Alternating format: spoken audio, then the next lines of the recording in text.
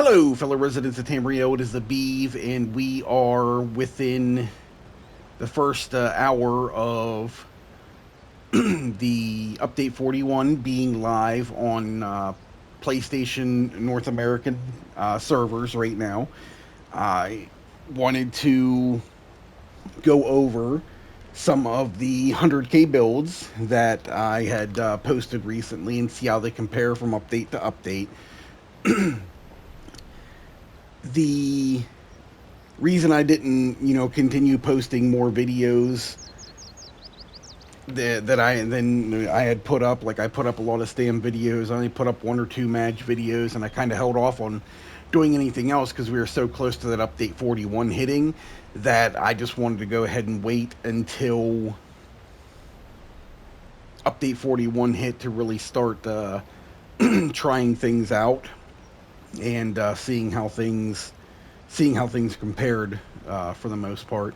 I did get my PTS up and running again, so it'll give me the opportunity to actually do a little bit more with some of these builds and not be wrecking all of my materials and transmute crystals on PlayStation NA right now. So looking forward to being able to doing that. The first tune we're going to go over today is the Mage Arcanist. The Arcanist did take a damage nerf. The beam in general, I do believe they lowered the damage tick on the Arcanist beam by 7% per tick, which when you're on like the 3 million dummy, you don't really see a big difference. You do see a big difference when you're on the trial Atronach, obviously. Um, on the trial Atronach, I would see my beam starting off around like 48k per tick, and then like getting like down to the last 2 or 3 million on the dummy when all of my bonuses were kicked in and my bloodthirsty was hitting it as hard as it could. I would see those damage ticks hit 52 to 53k. Now they are hitting starting off like 44, 45, and towards the end they're hitting 48, 49. I hadn't seen one hit 50. So there definitely is a damage reduction on the beam. It's still very powerful though. The way I have things set up here, this is exactly the same as the video that I made for update 40. Nothing has changed about it. I'm still using the same gear. I'm still using Coral Riptide. I'm still using Maelstrom Inferno Staff. I'm still using Deadly. I'm still using the what is it? The Velothi Urja Mage Amulet. Uh, this build is still very good. With the damage ticks being reduced on the beam, what we've done to make up for that is just add status effect to make up for damage. Like we are running a deadly inferno staff with a poison damage glyph on it. I do need to try this with daggers. I think daggers will actually definitely be better at this point.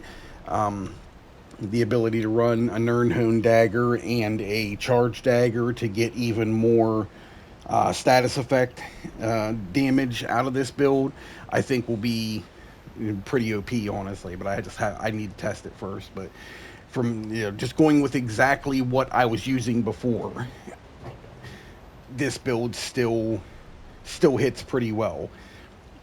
But the status effects that we're using to get this is we're keeping our elemental susceptibility up all the time because every 7.5 seconds this provides burning, chilled, and concuss, which all three do damage now. And the barb trap still triggers the initial hit, still triggers hemorrhaging, and then every tick after that has a chance to trigger hemorrhaging as well. On this particular build, I'm not seeing too often the double stack or the triple stack of the hemorrhaging status effect on here. I have seen it here and there, but it's not been it's not been very apparent because we're not applying a bunch of bleed damage. Like this is literally our only bleed damage, so that hemorrhaging status effect is not. It's not always up like it used to be, but it still goes up, and sometimes it still gets a tick or two on it as well. So But keeping the elemental susceptibility up at all times really helps, especially with the burning, chilled, and concussed now doing. The chilled and concussed status effects getting buffs to their damage, and the burning always being a very good option for status effect as well. So literally, just to go over this one last time, Maelstrom Inferno Staff with infused trait, weapon and spell damage glyph, deadly on the jewelry and the front bar weapon. We got the precise Inferno Staff with a poison damage enchantment on it to poise the to proc the poison status effect. Uh, our our deadly rings that we're wearing are both in Bloodthirsty with weapon and spell damage glyphs on it. And I am using a deadly arm cop on the body so that I'm getting my 5-piece bonus. Our 1-piece monster helm is the Slime Crawl. This just provides us with the most critical chance in a 1-piece in the game. So this just gives us 771 critical chance. That is the reason for using this. Pardon me. Got like a frog in my throat this morning. And we are using Coral Riptide. This is a medium armor set that comes from the Vet Dreadsail Reef. There are obviously more. There are different options that you can go with here, obviously, but I like this because I have so many stamina using abilities in my rotation, and my beam is a Magicka based ability. So everything, my crux generators and the damage dealers that I do are all stamina based to help keep my stamina low. And then I'll channel my beam, and while my beam's channeling, my stamina's coming back. So it gives me a good opportunity to keep my stamina low and play that little stamina mini game. I'm not a big fan of doing it, but with this build, it's a lot easier than most people would think. So I'm getting really good damage numbers out of this setup right here.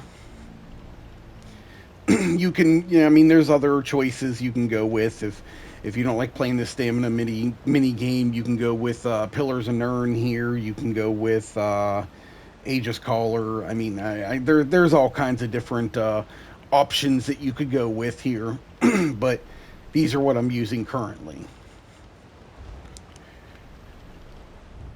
Champion points in the blue tree, we have Untamed Aggression slotted, we have Wrathful Strike slotted, we have Biting Aura and Thaumaturge slotted. The green trees and red trees kind of do what you want.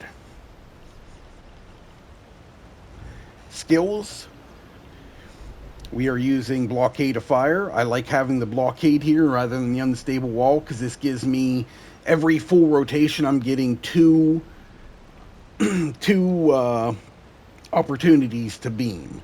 So I'm getting two full beams per rotation because I'm using this blockade that lasts 15 seconds. Right now I got Rune of Displacement. The better option for this is the other morph of this imperfect ring. I can't remember the name of it, but I use the Rune of Displacement because I usually run a lot of like archives and dungeons and stuff like that. And this the pull ability of this ability is very good. It helps round things up, puts everything in a nice little stack, so I can beam through everything at once. But the other morph of this is definitely the higher damage dealing morph. We're using Inspired Scholarship. We're making sure we're keeping this up 100% of the time for the crux generation it does when you don't have any crux available. And it buffs the amount of damage our class abilities do. Crux Weaver Armor. I have this here for just our major resolve to keep up our armor rating itself. And while it's on, anything that damages you takes minor breach as well, so that's kind of cool. It's neat, but also when you get damaged, every 5 seconds that you are damaged, you can generate a crux, so you can find yourself like when I'm in solo content, like Vadishrin or Maelstrom. I like to keep this up because that's less it's less flails that I have to use to get the 3 crux to beam. Elemental susceptibility. This is our major breach and burning, chilled, and concussed. We are keeping this up 100% of the time now. Used to only keep it on here for our just for to apply major breach for when we're running solo and whatnot. But keeping this up 100% of the time actually adds damage now because of status effects. Doing status effects getting reworked. Our ultimate is our Languid Eye. This is just a really heavy damaging ultimate right here. The only thing that this requires is you to be very good with your placement of it, because you can throw this anywhere and it's very easy to miss if you don't throw it correctly. The other morph of this, if you don't throw it correctly and you're missing a lot, you can use the other morph, which is the Tide King's Gaze. It doesn't do the extra 7% damage increase every half second like this one does, but it'll actually lock onto a target and follow it no matter where it goes. So you won't lose. You'll get the benefit of the whole ultimate. You can't miss with it. And the other one, if it's out and the thing that you put it on dies, it will seek out another target if it's within like 5 or 7 meters or something like that. So it'll move to another target to start hitting it as well. This one right here, you can you can see down here the Silence Beam can be repositioned by recasting it. For all the longer this is up, if you throw it out and 2 seconds in something moves out of it, you can try to recast it, but like it doesn't just it doesn't just reappear there. Like you'll tell it where to go, and then it slowly moves, and by the time it gets there, it's not useful anymore. It's already gone. So if you're going to use this ultimate, you got to make sure the fight is going to be stationary for 6 seconds. Otherwise, use Tide King's Gaze. On our front bar, we are using Escalating Rune Blade. This is a flex slot. I have this here just in case I'm in a long fight and I'm missing a lot of my stamina. I can throw out my Escalating Rune Blades rather than my flail, just so that I'm creating crux. This, like I said, is a flex spot. You can kind of put here what you want. Cephaliarch's Flail. This is our main crux generator. This thing does a little bit of everything. It does damage, it heals you, it generates crux, it marks things with abyssal ink so that you do 5% more damage, and it's got an execute factor to it as well, where it deals 100% more damage to enemies below 50% health. So this has got so many good utilities to it. Plus, this is one of our stamina-based abilities that we're using, so this is what helps us keep our stamina low so that our beams are hitting as hard as they can because of that Coral Riptide on. Exhausting Fate Carver is our main damage dealer right here. This is our beam. If you find yourself in content where you're dying too much, or if you like the like a shield on your character, the Pragmatic Fate Carver is the other morph of this, where you get an actual damage shield while you are channeling your beam, which is really nice if you go into like archives and stuff like that. So that's definitely a good option. Barb Trap. This is what it's always been. It's been changed to where the initial hit is the only thing that will apply hemorrhaging, and it doesn't have any extra hemorrhaging chance like it did before. We are keeping Camouflaged Hunter on our back bar. This is just for the weapon and spell critical. And we have Flawless Dawnbreaker on our front bar here as well. For the this is mainly here for the Fighters Guild Slayer passive. These three abilities are all Fighters Guild passives or Fighters Guild abilities. And because I have these three on here, I'm getting 9% more weapon and spell damage because of that Slayer passive. We never have to activate Camouflaged Hunter. If you're in a fight where things are very mobile and like you're worried that your Lanquid Eye can't get the job done because things will move out of it, you can always throw down the Flawless Dawnbreaker. It does decent damage and damage over time. Plus, you get that 300 weapon and spell damage for 20 seconds after casting it as well. So it's still a good option to have. It's just not nearly as powerful as this Languid Eye. Also, I forgot to go over this. The Inspired Scholarship, while it's slotted on either bar, we gain major brutality and sorcery, increasing weapon and spell damage by 20%. Because we have this ability, we have the Inspired Scholarship on the front bar and the Camouflage Hunter, or I'm sorry, Inspired Scholarship on the back bar and Camouflage Hunter on the front bar. We do not need to be using any weapon and spell damage pots or weapon and spell critical pots. We can just use regular tri-stat pots, or even the trash tri-stat pots that you get from the rewards. I actually just got some today, if I'm not mistaken. Yeah, these right here. Try restoration pots, or the Essence of Health, the tripods. These work great because you already are getting your weapon and spell damage buff and your weapon and spell critical buff. So we'll go through a quick parse here, show you exactly the type of damage this does. We'll wrap things up, and then we'll move on to the next build here. Gonna make sure that my Scholarship is active. I'm going to drop my trap, and then I'm going to bar swap and start my rotation. I'm going to save my ultimate until I get to, for the most part, execute phase. So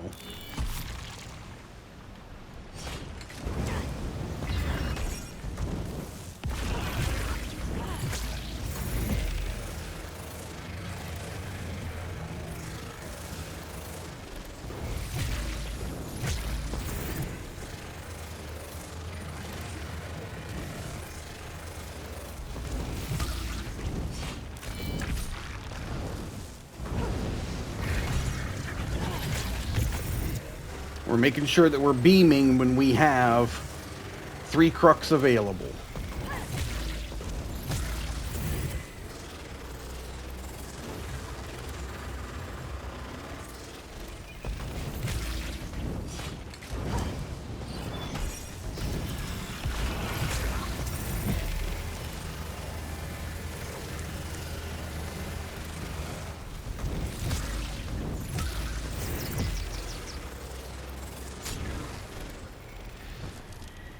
So that rotation right there was 52,102.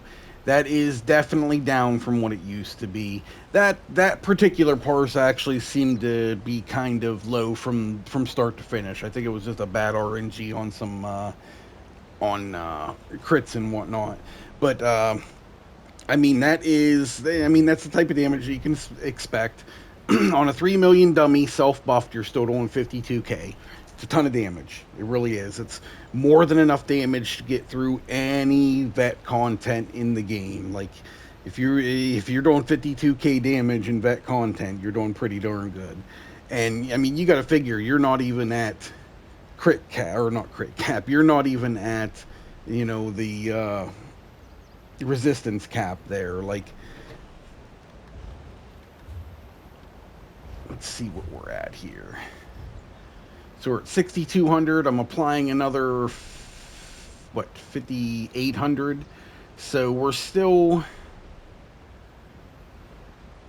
we're right around, 13,000. So we're still another 4 or 5K below our, resistance cap on things. So, like, when we have a tank in here providing, major and minor breach, we'll be a little bit, we'll get a little bit higher. So there is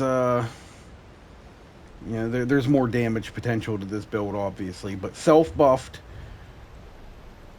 on a 3 mil dummy, 52k. Very good.